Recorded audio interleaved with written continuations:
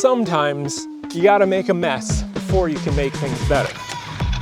And this summer, we've been making one heck of a mess, cutting things down, digging things up, all to tackle projects that will hopefully get us into this house before the dead of winter.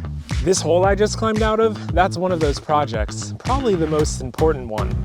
In this video, I'm gonna show you the messes we've made, explain why we made them, and how they're all helping turn this place into our future home. Will this mountain of work be the breakthrough we need, or the thing that finally breaks us? We knew that in order to get all these projects done in a timely manner, we needed to rent an excavator. And the first project we tackled with that excavator was clearing the land you see behind me. About a month ago, I'd be standing amongst a whole bunch of trees. But now, as you can see, it's all clear and open. But just like every other time we've cleared this land, we knew it wasn't going to be easy. And as we got to work, we couldn't help but wonder if we'd really learned from our past mistakes. Soon this will look very different. Of all the things we've done on this land since buying it 4 years ago, this was the part we were most familiar with. Nicole in the excavator, pulling stumps and reshaping the ground, while I cut down trees and sorted the wood, saving what we could and burning the rest in a big pile. Just gonna have to dump them here for now. We've done this a lot.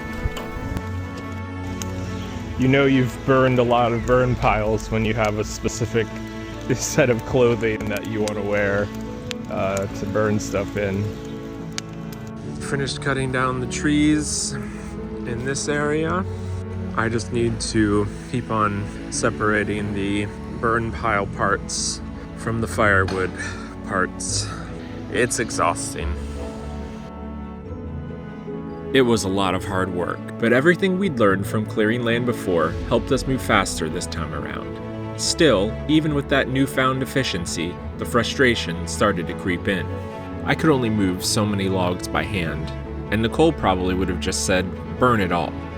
Instead, she was stuck ferrying logs back and forth in the excavator, easily her least favorite job. The mess just kept piling up, and it felt like we weren't getting anywhere. So why keep at it? Why deal with the endless logs and burn piles? Because every bit of this clearing had a purpose. Space for a garden, a greenhouse, and most importantly, our solar array. Without it, we'd have no power, and without power, we can't move in. But we were still a long way off from doing anything with solar.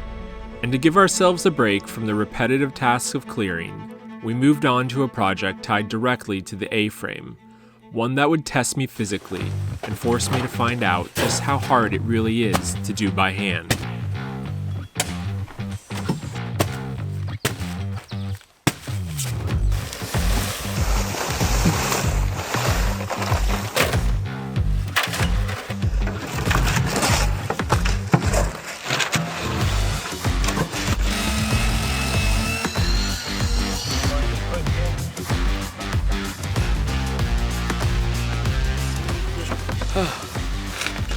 Well, I'm pretty pumped because that only took about between 45 minutes to an hour, which is good news for when I have to do that 6 times on the other side of the A-frame where we're gonna have a much larger deck. I have to hand pour about 40 bags of concrete to finish the footings. First thing I need to do is finish cutting all of this rebar that's gonna go inside the forms.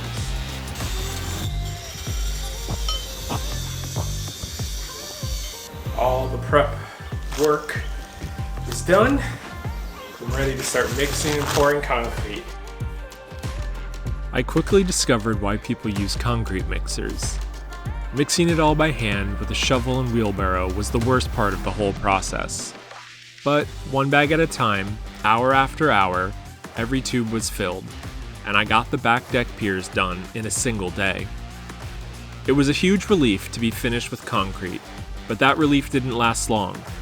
We were about to make the biggest mess yet, and consequences of getting this project wrong were much higher. This is where things got real. We were digging over 150 feet of trenches, all at least 4 feet deep. some of them right up against the well casing and the house foundation. I trust Nicole to pluck a hat off my head with the excavator. Her skills are that good.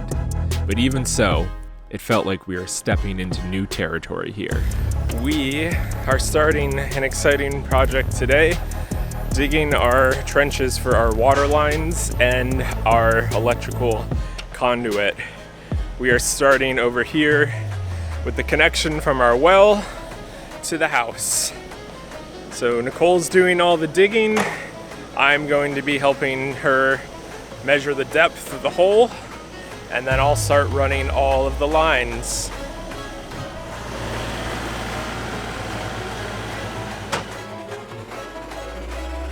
So we've got a bit of a problem, but also it can be seen as a positive, I guess.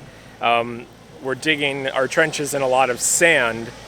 So the downside is the trench is sort of collapsing because it's sand. The positive is we don't need to move any sand into the pit. Moving on, I think overall this is deep enough so I can start trying to level this out a bit. That looks like a good spot for me to jump down.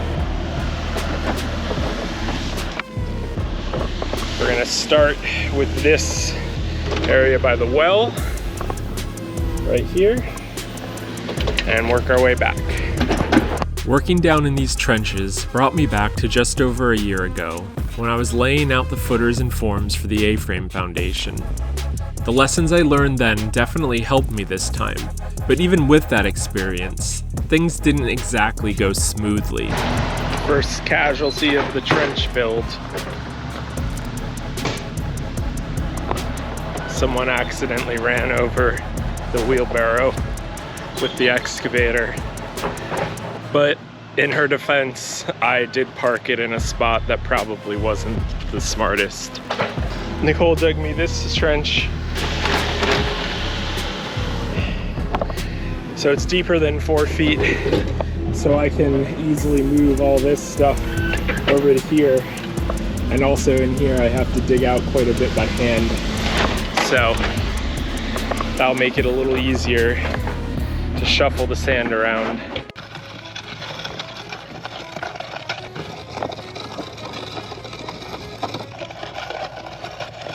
Have to jump over all these trenches going to get our piping, our water lines. So I'm going to start laying those out in the trenches. Just taking a peek at what we got here.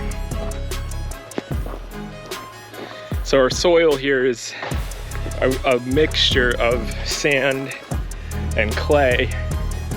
So while we started way down there in sand, by the time we get here,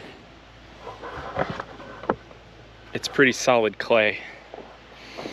So this end of the trench, we're gonna have to lay some sand down. Nicole had all the trenches dug in just a few hours, and I was left to level out the bottoms and lay the water lines. Then we covered them with sand, so when we backfilled with the excavator, no hidden rocks would damage the pipes. We just covered the water pipe in sand. We got this trench ready to backfill. We still hadn't even started the trenches on the other side of the house for the solar array conduit or septic pipes, and time was running out. Nicole had to get back to work with summer ending, which meant our time with the excavator was getting very limited. The time I thought I had got cut short by something that almost ruined everything. Getting this last bit of conduit laid down in the pipe after our excavator mishap yesterday. Nicole had planned to take a break from the excavator that day, and I was busy gluing conduit. She'd parked it behind the house the day before, but when our son asked where it was and said he couldn't find it, we finally went to look. Sure enough, the excavator was gone. They took our excavator before they were supposed to. So now we're using this one, which has taken a little getting used to, but I think we're getting it. A year into this build, there's a lot to be proud of. But honestly, we're not as far along as I'd hoped we'd be. When we started cutting more trees and digging up the ground around the house, I had moments where I thought, are we ever gonna finish this? But I also knew there was no moving into this house until we got these projects done. So we pushed through, and in the end we got everything finished, just in time for the solar panels to be delivered.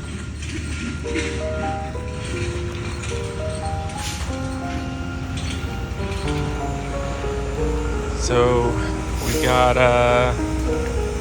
some of our solar today. Pretty exciting. If you've made it to the end of this video, you might still be wondering about the hole I climbed out of at the start. That hole was for our solar array, which we'll be building soon. But first, I've got to get this house dried in.